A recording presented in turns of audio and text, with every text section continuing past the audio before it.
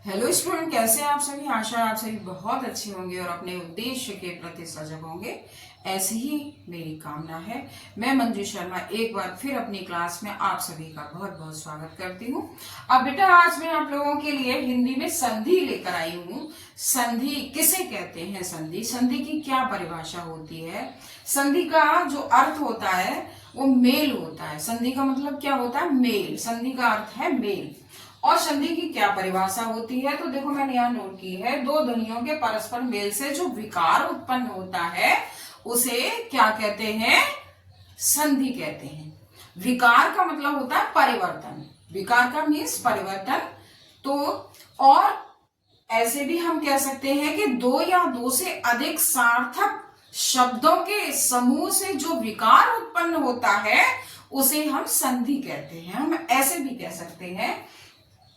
अब है संधि के प्रकार। तो संधि तीन प्रकार की होती है। कौन कौन सी? नंबर 1 स्वर संधि, नंबर 3 विसर्ग संधि। तो ये तीन संधियां हैं। स्वर संधि किसे कहते हैं? स्वरों से जब स्वर का मेल होकर विकार उत्पन्न होता है, यानी स्वर से स्वर का मेल होने पर जो विकार होता है उसे स्वर संधि कहते हैं। व्यंजन संधि, व्यंजन से व्यंजन का मेल होने पर जो विकार उत्पन्न होता है उसे व्यंजन संधि कहते हैं। और विसर्ग संधि, स्वर व्यंजन के मेल से जो विकार उत्पन्न होता है, विकार का मीन्स होता है परिवर्तन जो होता है, उसे क्या कहते हैं? हम विसर्ग संधि कहते हैं। अब संधि जो हमारी स्वर संधि है, स्वर संधि में हमारी 5 संधियां आती हैं। तो स्वर संधि, स्वर, नंबर 2 गुण संधि, नंबर 3 हमारी यण, नंबर 4 और नंबर 5 पर है अयादी संधि। तो इस तरह से ही हमारी 5 संधियां हैं। आप याद कर सकते हैं। दीर्घ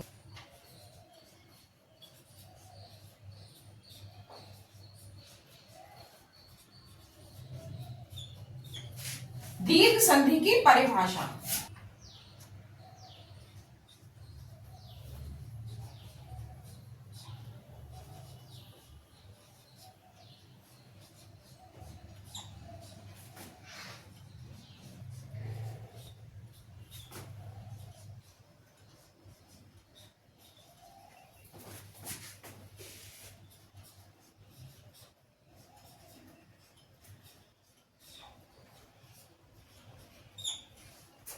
हो जाता है। तो देखिए बेटा, मैंने क्या परिभाषा लिखी है। ह्रस्व अथवा दीर्घ अ ई उ ऋ के पश्चात ह्रस्व अथवा दीर्घ अ ई उ ऋ आए तो दोनों के मिलने पर दीर्घ आ ई उ ऋ हो जाता है। तो ये हमारी दीर्घ संधि की परिभाषा है। अब हम थोड़े उदाहरण जान लेते हैं।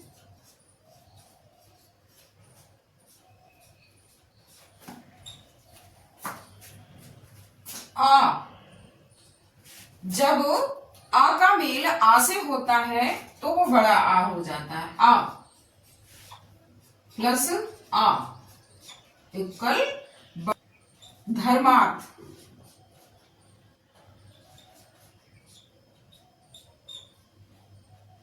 धर्मार्थ जब हम इसकी विच्छेदन करेंगे, संधि विच्छेद करेंगे तो क्या बनेगा? धर्म प्लस अर्थ।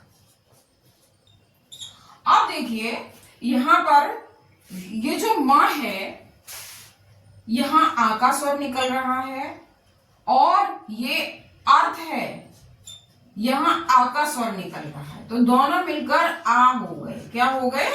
बड़ा आ हो गए। तो हम क्या करते हैं कि प्रथम शब्द के अंतिम वर्ण का स्वर, तो प्रथम शब्द का अंतिम वर्ण हमारा क्या है? मां है। तो मां में से आ का स्वर निकल रहा है।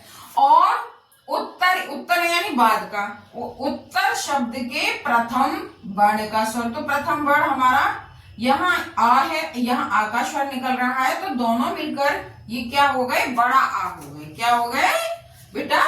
ये बड़ा आ हो गए।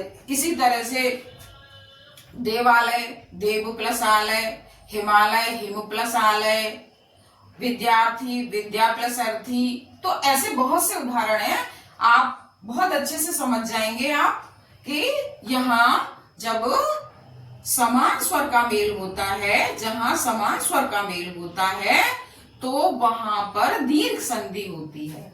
जैसे अब ई, तो यहाँ ई प्लस ई, यहाँ बड़ी ई भी कह सकते हैं, तो यहाँ पर ये बड़ी ई हो गई। क्या हो गई? बड़ी ई हो गई। जैसे उदाहरण कवींद्र, जब हम कवींद्र की संधि विच्छेद करेंगे तो क्या बनेगा? कवि प्लस इंद्र, कवि प्लस इंद्र। अब देखिए ये प्रथम शब्द के अंतिम वर्ण का स्वर क्या है? यहाँ ई की मात्रा है तो ई आ गई, और यहाँ पर और उत्तर शब्द के प्रथम वर्ण का स्वर यहाँ ई की ध्वनि है, तो यहाँ मिलकर के क्या हो गई? ये हमारी बड़ी ई हो गई। क्या हो गई? बड़ी हो। सचिंद्र, सची प्लस इंद्र, रविंद्र, रवि प्लस इंद्र।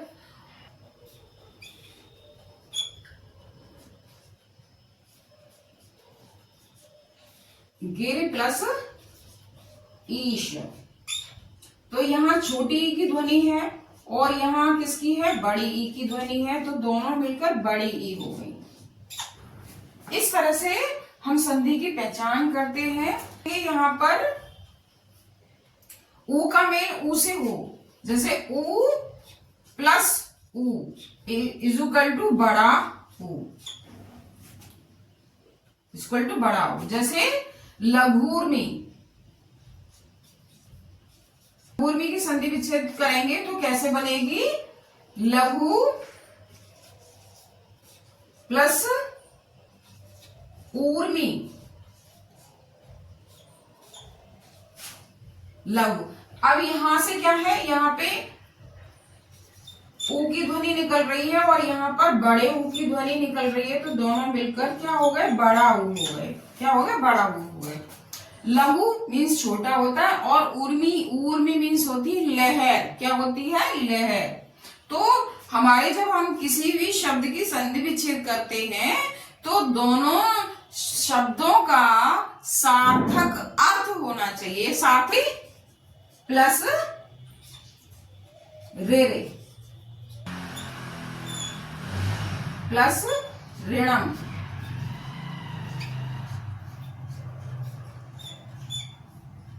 तो यहां से रे की ध्वनि निकल रही है और यहां पर भी हमारी रे की ध्वनि निकल रही है, तो दोनों मिलकर क्या हो गए?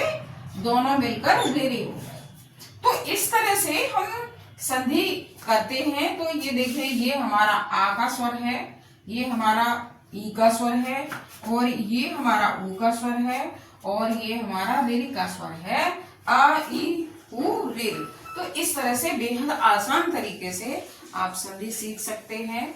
और यदि मेरा वीडियो पसंद आया हो तो लाइक कीजिए, सब्सक्राइब कीजिए, शेयर कीजिए।